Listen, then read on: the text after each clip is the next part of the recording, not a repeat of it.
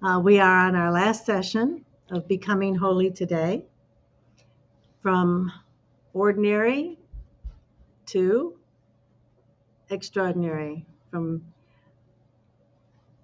become what God intended us to be, the holy ones. Session 3 today, the witness of holiness in times of crisis.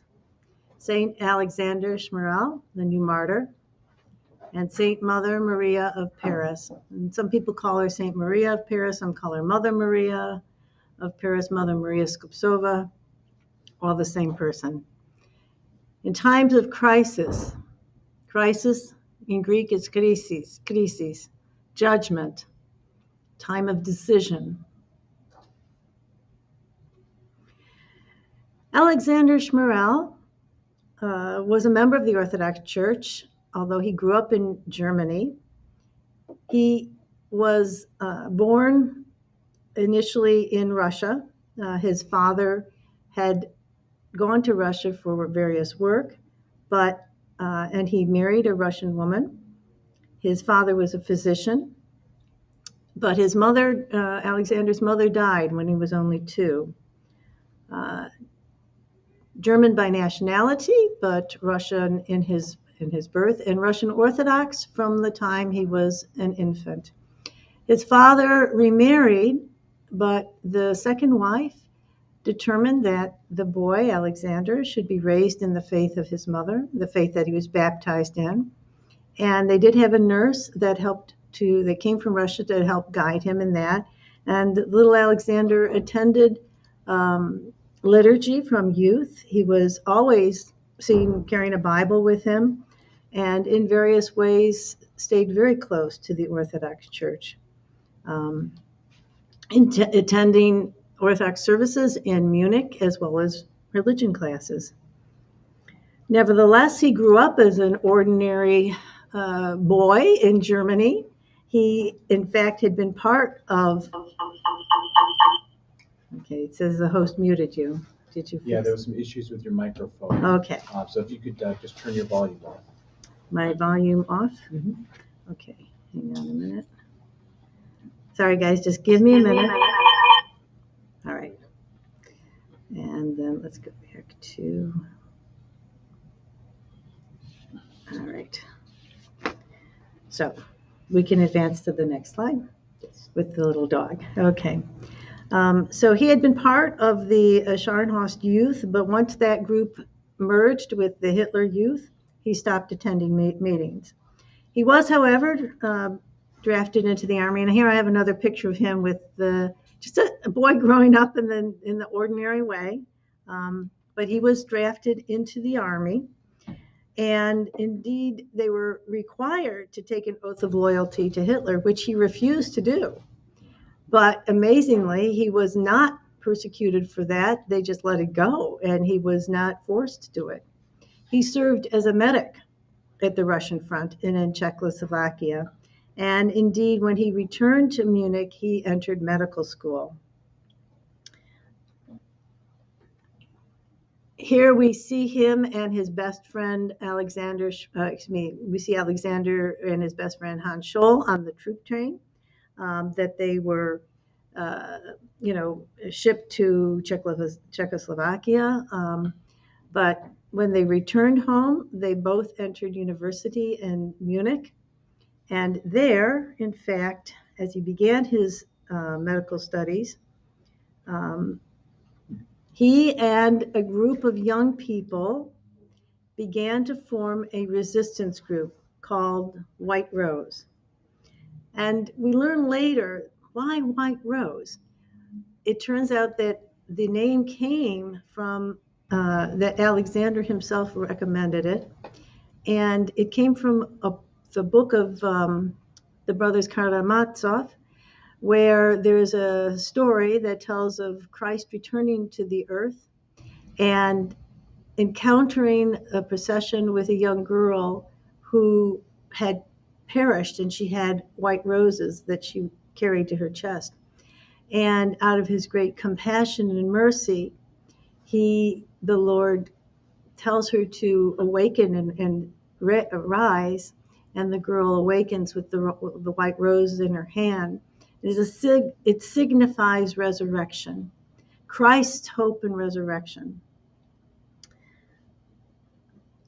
At the end of that story, however, the great inquisitor, recognizing who Christ is, arrests him. And that is another, it's really prescient for what was to happen for those who indeed followed the path of Christ and spoke against terrible injustice and evil, the wickedness in the world. So the White Rose, what were they? It was a movement, one of the very few German movements that spoke out about Nazi genocidal policies, Nazi tyranny, and all of the evils of the regime.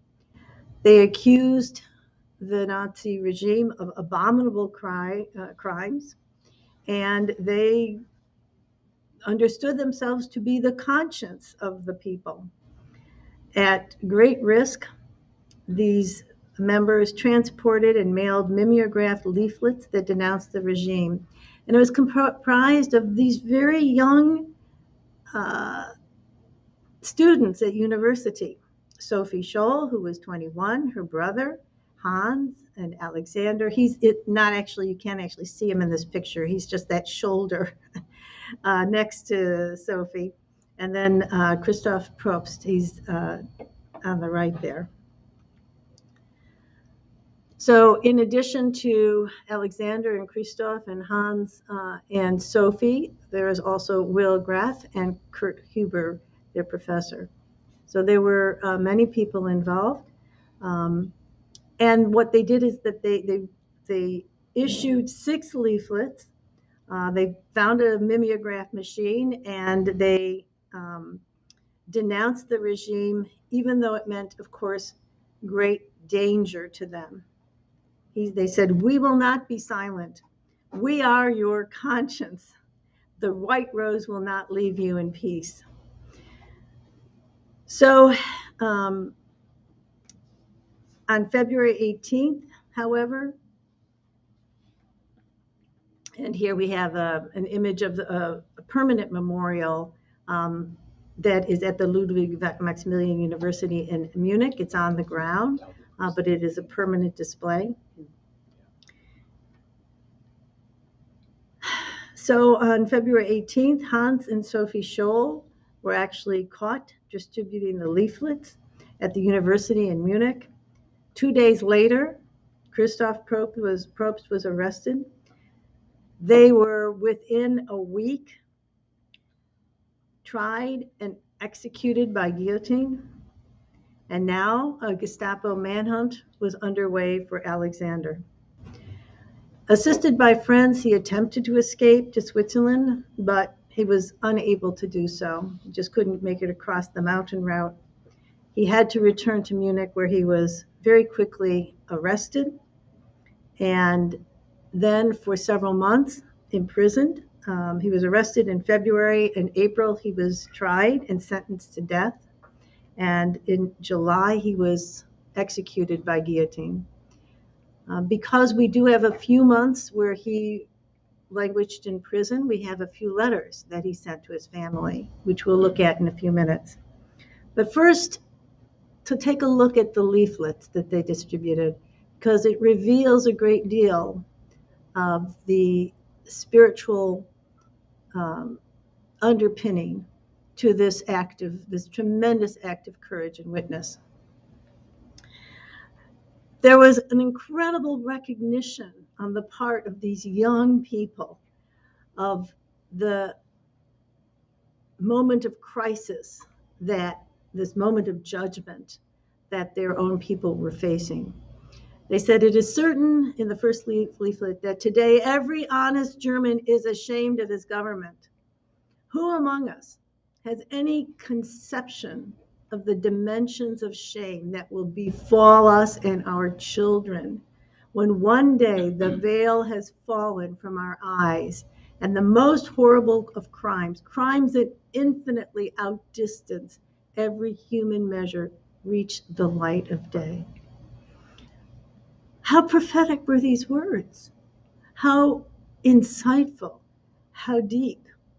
a call to awaken. The next leaflet has a passage written by Alexander, and in it we have the only public, and this is 1942, okay, this is when people still just really didn't know what was going on. But here already has come to their attention what they will clearly call genocide. And it's the first public, and perhaps even only public, protest by any German resistance group specifically against the Holocaust. We wish to cite the fact that since the conquest of Poland, 300,000 Jews, they still didn't even know, right? 300,000 Jews have been murdered in that country in a bestial manner. Here we see the most terrible crime committed against the dignity of man, a crime that has no counterpart in human history. No crime of this dimension has ever been perpetrated against human beings. And I just want to sit with this photo for a minute. And it is definitely not the harshest one I could find.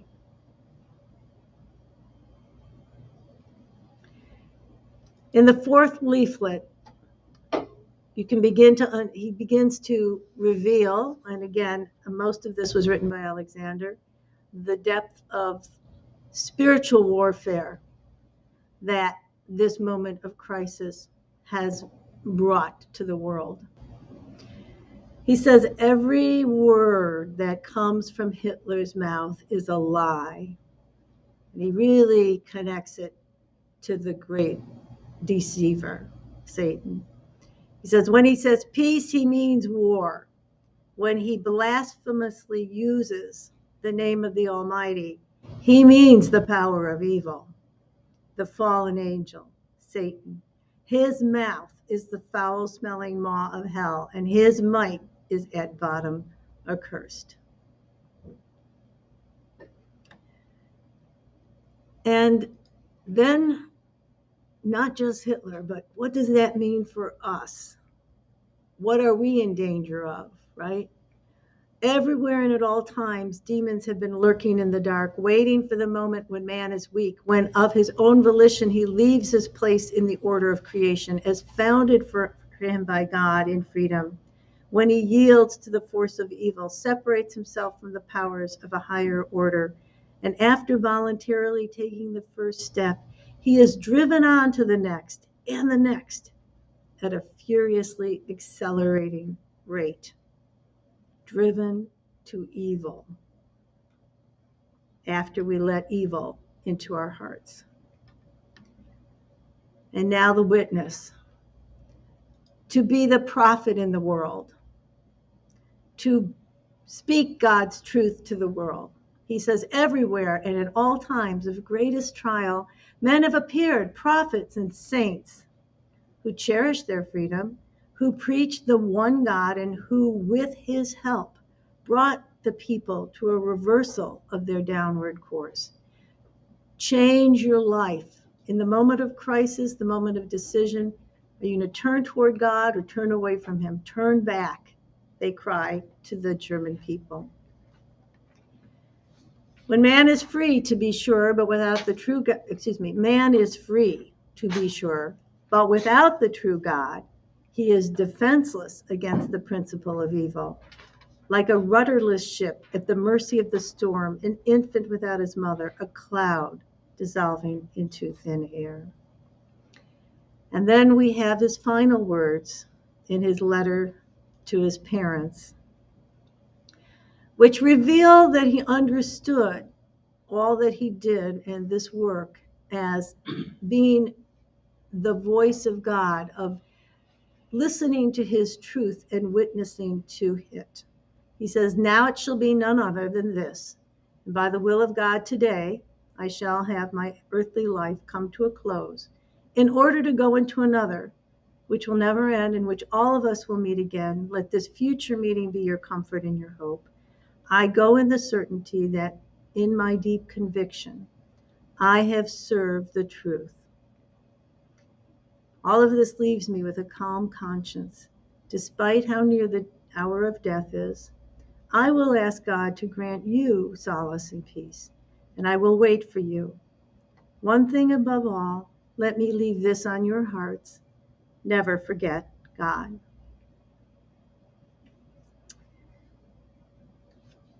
He was sentenced to death and guillotined, and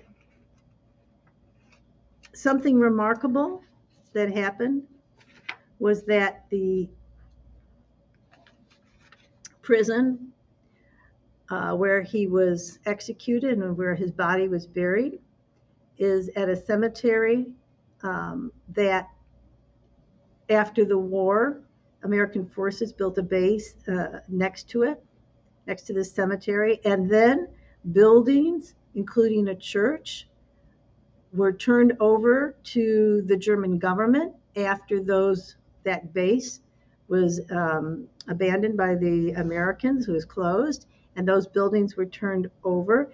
And so providentially, at that time, the Russian Orthodox community was searching for a church building and was able to purchase it. So as a result, Schmorell's parish is across the street from where his earthly remains were buried.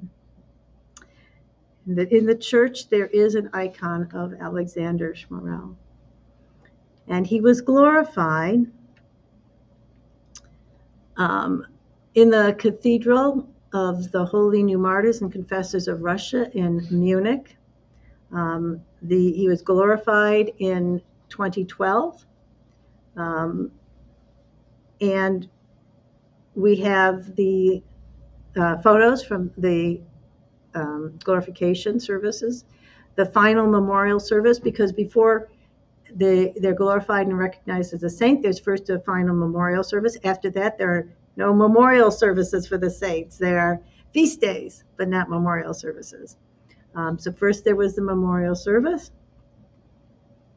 and then a vigil for the glorification of the saint at that church in Munich. And then his icon was presented. This is all now before the night of his glorification. And here we have the liturgy of the glorification. And from someone who came and was able to participate in that glorification service, she says, this is what the church does in interpreting human events and letting us know what's truly valuable. It's not ceremony for its own sake. It's meant to confront us with the inner meaning of a young man who, and as she put it, put his head on the chopping block. The canonization ceremony pulls you out of ordinary time and confronts you with the message. Consider this life and let it influence your own. And so really it confronts us with the question, in your crisis, in your moment of decision, what is your answer? Where will you turn? Will you serve the truth and witness to that truth? And I leave you with the icon of St. Alexander with the words to his parents, the very last words, one thing above all, let me leave this on your hearts, never forget God. And now we turn to Saint Mother Maria Skoptsova of Paris. Remarkable, extraordinary, revolutionary, intense, rebellious, compassionate, demanding, in many ways a fool for Christ. She lived a life that encompassed all the turbulent, violent, chaotic rupture of the old world that was passing away and the new world that was coming violently and with difficulty into the 20th century. She was born Elisaveta Liza Blanco in Riga to Orthodox parents. But her world, her personal world, came apart when she was 14 and her beloved father died. And at that point, she decided there couldn't be God. That just things like that can't happen if there's a God who loves us. And so she jettisoned God. But she searched and searched. And so first she tried the revolutionaries, and she married in her teen years an alcoholic Bolshevik. Okay. She thought she was going to save him, and turned to poetry, and in fact became pregnant with her first child, not by her husband, but by some unknown person. But was also searching for answers. And she entered studies at the all-male Theological Academy of Alexander Nevsky Monastery in St. Petersburg, the first female to enter in the all-male school of theology. While in St. Petersburg, she often would visit the church where there's a miraculous icon of the Theotokos, joy of all who sorrow. And it's embedded with coins because there was a fire and the poor box had broken open and the coins had melted into the icon. But everything was perfectly preserved. The icon was perfectly preserved. Everything else was charred, but not this beautiful icon.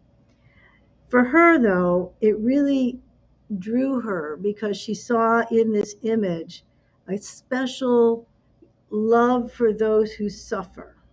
And this was to become the decisive image of Christian love for her.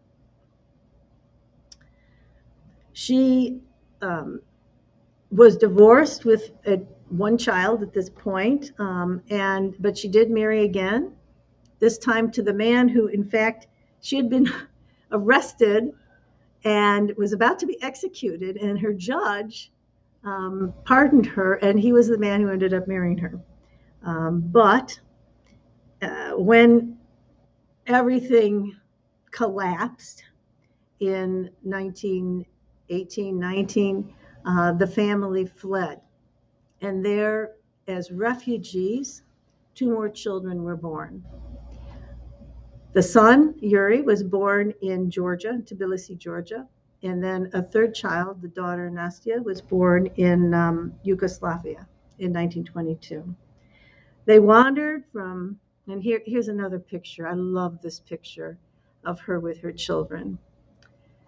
And I want to tell you something. All 3 of her children perished before she did. This woman knows the greatest depths of sorrow. They fled as refugees. I said Georgia, and then they went also to Constantinople. And here's an image from that actual time period of people in the streets, refugees trying to survive. And they ended up in Paris, absolute poverty, struggling to survive, destitute refugees, a terrible and relentless poverty, and then, of course, illness. And her small little girl, Nastya, 5 years old, dies from meningitis in 1926. And in fact, we know that Mother Maria was an artist and a poet, by the way. We have books of her poetry. And she actually drew this picture herself of her little daughter. Nastya's death also led to the breakup of her second marriage. And great spiritual angst for her, and ultimately a remarkable awakening. She says, "For years I did not know. In fact, I never knew the meaning of repentance. But now I am aghast at my own insignificance. At Nastya's side, I feel that my soul has meandered down back alleys all my life. And now I want an authentic and purified road, not out of faith in life, but in order to justify and accept and understand death. No amount of thought will ever result in any greater formulation than the 3 words, love one another, so long as it is to the end and without exceptions. And then the whole of life is illumined, which is otherwise an abomination and a burden." It's from the experience of moving her body from one graveyard to the next a couple of years later, And as she was walking that path with the coffin, Mother Maria, Elizabeth at this time still, Lisa, began to see a new path for herself to walk. She says, I became, at that time, aware of a new and special, broad, and all-embracing motherhood. I returned from that cemetery a different person. I saw a new road before me, a new meaning in life, to be a mother for all who need maternal care, assistance, or protection. And remember the Mother of God icon. So her idea of motherhood is really going to be centered in Mary's motherhood of Christ, of all of us, of the whole church. We'll see this toward the end. So even during the period of raising her children, she had become involved in all the different philanthropic work of being undertaken for the various, for the Russian emigres and for the various poor and suffering in Paris. And it coalesced in the early 30s with her commitment to serve the Lord in the capacity of a monastic who is for the world, right? So we see that in 1932, she petitions the Metropolitan to become an Orthodox nun. And people were not really sure about this because she was so unconventional. And she was not about ready to start being conventional and live within a monastery that was very rigorous and very enclosed. Her vision was really to go out into the world and attend to the sick and the suffering and the needy. And her Metropolitan understood that. And so he tells her at her, as she undertook the vows, he said, her monastery is to be the desert of suffering people's hearts. And her work would be in the heart of the world, in the center of the city. Mother Maria now, her new name is Mary. And she immediately is being called Mother Maria at this point. She understood that this type of monasticism was different in a way. It's the same but different. It was a monasticism now that looked out toward the world and brought the prayer and the communion of God that you experience within the monastery into the lives of the suffering people. She says, at the last judgment, I will not be asked whether I satisfactorily practiced asceticism, nor how many prostrations and vows I have made before the holy table. I will be asked whether I fed the hungry, clothed the naked, visited the sick and the prisoner in jail. That is all I will be asked.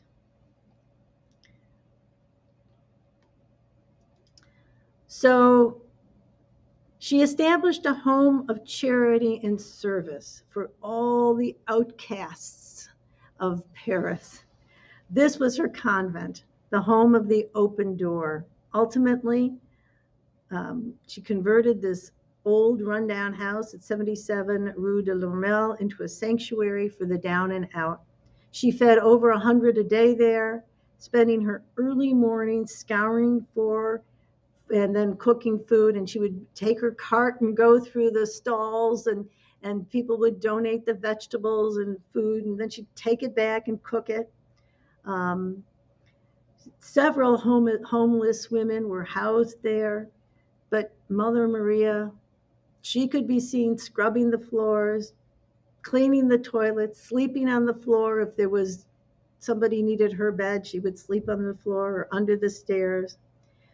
Always night and day, going out, seeking the lost and forgotten, going to bars, going to cafes, going to the dark cells of mental hospitals, reaching out to the lost and the poor and the despairing, despite exhaustion, despite criticism and poverty, and asking the same of those who worked with her.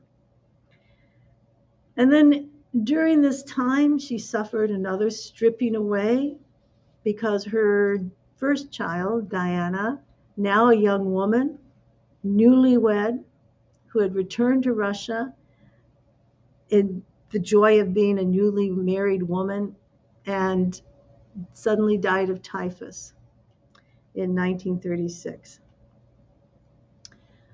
But Mother Maria continued her service, and by 1937, the house had 36 residents and it served over 100 dinners a day. And here's an image of the house that she transformed at the Rue de l'Ormel. And here is an image of people at table. And Mother Maria is the one foremost, closest to the camera, sitting forward. She was aided in this work by several people, including her son Yuri, the only child that was left still, and a newly ordained priest, Father Dmitry Klepinin, who arrived in 1939, a married priest of great humility and great moral resolve. He too was to suffer martyrdom, death in the concentration camps. And in this picture, you see Mother Maria in the center, Father Daniel to her left, it's on our right, and then two others who were martyred and recognized as saints. Her son Yuri to her right, the tall young man, and then the gentleman with the glasses, Ilya Fundamensky. These were all people who gave their lives as witnesses to Christ in the service of the greatest of need, the Jewish people.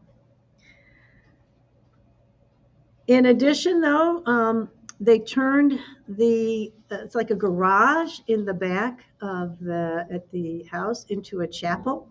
And if you look very carefully, you can see above the little transept, there's an icon that you can see, in the midst of the brickwork.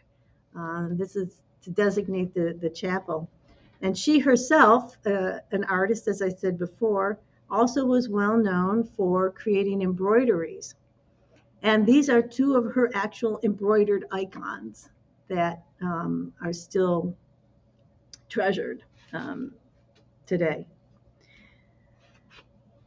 However, with the coming of the Nazis to Paris in World War II, Mother Maria found herself and her close companions drawn into helping the most desperate and outcast of all, the persecuted Jews. But she never wavered or hesitated. Even though she was criticized, people said, you don't have to take care of them. You've got your Russian emigres to take care of. You have the people of Paris. You don't have to worry about the Jews. Never thought for a minute that was right. Absolutely. The oppressed, the persecuted, the outcast, these were her people. She says, such terrible times are coming. The world is so exhausted from its scabs and sores. The answer is Christ. She said, Christianity should scorch the world with the flame of Christ's love. It should go to the cross on behalf of the world. This is the measure of love. This is the limit to which the human soul should aspire. Only when one soul takes up another person's cross, his doubts, his grief, his temptations, falls, sins, only then it is proper to speak of a proper relation to another. The example of Christ teaches us not measure in love, but the absolute and boundless giving of ourselves, determined by the laying down of our soul for our friends. Food was smuggled to starving families. False documents identifying many Jews as Orthodox Christians were created and signed by Father Daniel and, of course, Mother Maria. Children and families were hidden and then spirited away to new hiding places.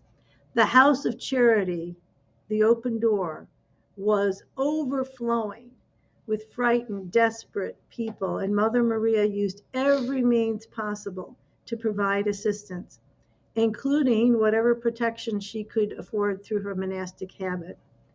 Indeed, because of her monastic garb, she was allowed to go when almost 7,000, 6,900 Jews were sequestered in the Velodrome des Verts in Paris, about 4,000 of them children.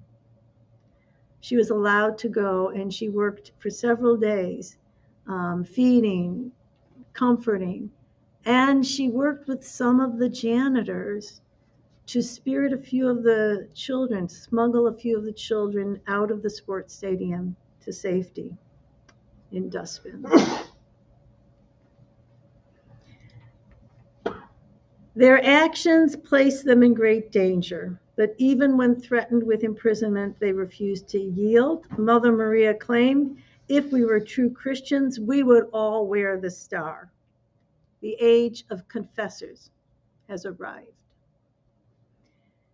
One of her poems, this beautiful message. I am your message, Lord. Throw me like a blazing torch into the night, that all may see and understand what it means to be a disciple, to follow Christ, to take up his cross, but also to take up the cross of our neighbor in our heart. In early 1943, however, first her son Yuri, then Father Dmitri, and then Mother Maria. And there's stories about each, but we're not going to spend time with all of that. They were all arrested one by one by the Gestapo. Ilya Fundaminsky had been arrested the previous year, so he was already interred. But these three were arrested in 1943, and Yuri and Father Dmitri were sent to the Dora concentration camp, and she was sent to Ravensbrück. They perished in 1944, but Mother Maria survived until 1945. For 2 years, she lived in that living death. But we have some accounts from people who knew her then, and they said that she had a gentle and hopeful spirit, that she uplifted the hearts of her fellow prisoners, that she brought mercy into that dark hole of hellish hopelessness. She did finally perish on Holy Saturday, 1945, shortly before the camp actually was freed.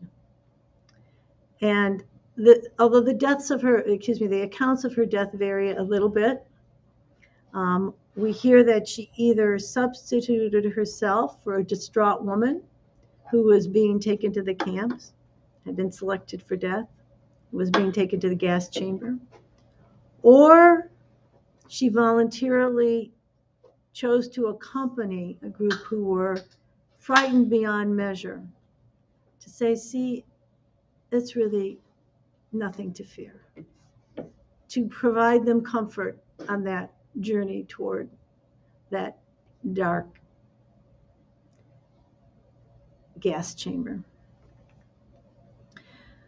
Poet, intellectual, theologian, revolutionary, wife, mother, nun, martyr. In 2004, saint, because she was recognized by the ecumenical patriarch with her fellow martyrs, her son Yuri, St. George, and Father Dmitri, and Ilya Fundaminsky. And they're all celebrated together on July 20th. And we have also the plaque commemorating her presence at the place of her martyrdom, Ravensbrück. And indeed, Orthodox pilgrims come and they commemorate her, and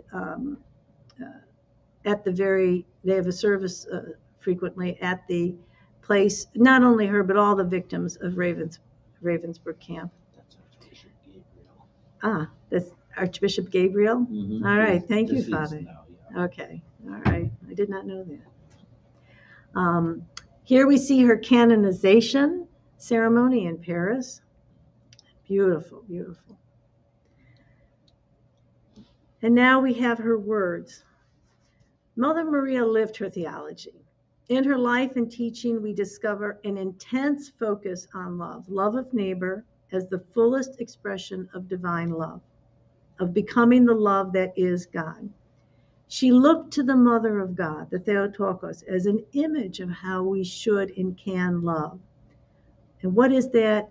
It's a co-suffering with the person who is on the cross. The Mother of God stood at the foot of the cross and co-suffered with her Son. We hear mothers say, this image of Mary, the one to whom it was said, yea, a sword shall pierce your soul also. She says, this is a great symbol of any genuine relation to man. In the crucified, that is in the crucified cross, she, the Theotokos, saw both God and her Son. And that this teaches us to see God, the image of God, in every brother in the flesh of the Son of Man, who is also a son we adopt through our love, our compassion, our participation in his sufferings, our bearing of his sins and lapses. So just as Mary stood at the cross, the foot of the cross, to co-suffer with Christ on the cross, this icon shows how these people stood at the cross of Christ, but the cross of their fellow human beings, because the image of God is in each of those fellow human beings. And so they saw Christ in them. So they stood at the foot of the crosses of all of their fellow Jews and Christians who were suffering, who were being oppressed, and witnessed. Okay, to co-suffer with every person is to stand at the foot of the cross and bear the crosses of our neighbor. This is one reason she herself designed an icon where the Mother of God holds on her chest her crucified Son, her Son on the cross. This is a unique icon. But it expresses this idea that we take into our hearts, that the Mother of God took into her heart the cross of her Son, and this is how we relate to one another. And here is an icon of Saint Mother Maria of Paris holding the icon that she created. And so I want to say that with this teaching of Saint Mother Maria, we circle back to how we began, reflecting on holiness. What is holiness? And how does the Theotokos model holiness for us? We began by saying that the Holy Theotokos and the saint, all holy people, are the dwelling place of God. And in this icon, you can see that, right? We said that we are to be holy as God is holy, and that we do that by conforming to Jesus, who is holy, and for us to be filled with him, and then not just be filled with him, but bear him to the world, right? Bear him to the world. What does it mean for God for us to be holy? It is revealed in Jesus. He did not keep his glory, his holiness with God, something precious to be held with God. He didn't keep it remote on the mountaintop. He didn't keep it in heaven. He brought it to us, right? His holiness is not something that alienates and separates and removes us, but rather it is a holiness of communion. It is the doing of love. Think of holiness as a verb, okay? It is active. With the saints that we have seen, every answer they gave was a form of love, love in action. We see it as a doing. With Saint Medarea, building the body of Christ, with St. Porphyrios, offering love and spiritual comfort, with St. Elizabeth, diaconia, service, ministry, with St. Luke, care and healing, with St. Alexander, to witness to God's truth, with Mother Maria, to bear the cross of the neighbor. The holiness of God is not seen on the mountaintop, but on the cross. In the incarnation and on the cross, we see the glory of God radiant. That is the love that God is. This is God come to be with the world. This is love in our midst that pours itself out and embraces us, that is present, that redeems, that heals, that saves, that transfigures. And we must become the love that God is. This is the purpose of our existence. This is what we were created to be, and what in redemption we can be again. It is our sanctification, our deification, our doing and our being holy. Thank you.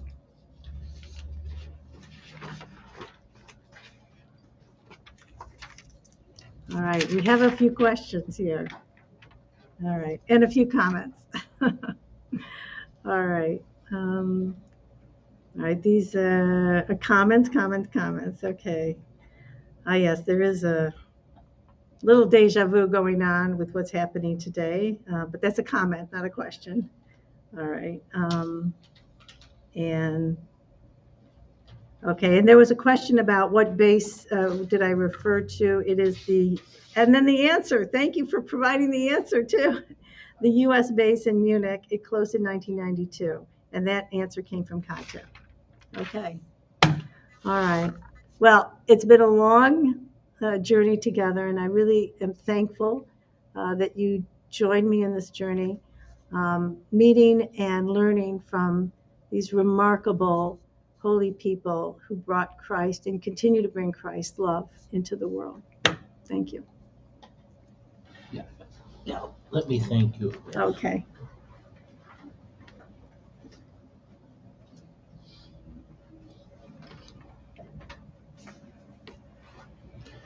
On behalf of the Department of Religious Education in the metropolis of Chicago, I'd like to thank Dr. Theodoropoulos for her marvelous, timely presentation, which definitely guides us during Lent. Through the examples of the six saints and the Theotokos, we indeed have some examples of that path towards holiness.